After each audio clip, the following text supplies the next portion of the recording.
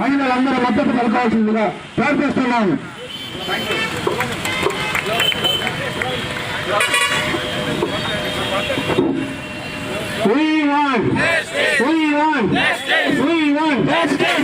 बेटी पढ़ी पर बची रही, बेटी पढ़ी पर बची रही, बेटी पढ़ी, बेटी पढ़ी, बेटी पढ़ी.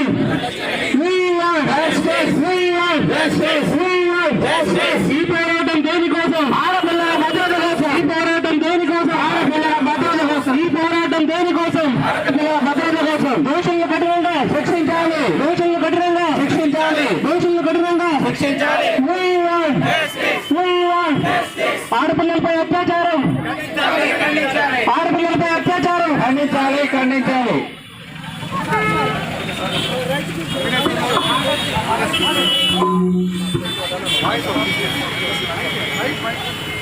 దీనికి నిరసనగా ఈరోజు ఇండియా వైపు అదేవిధంగా మన రాష్ట్రం వైపు మొత్తం కూడా డాక్టర్స్ అందరూ కూడా ముందు పాటించి ఈ విధంగా మేము సంఖ్యపోతుంది.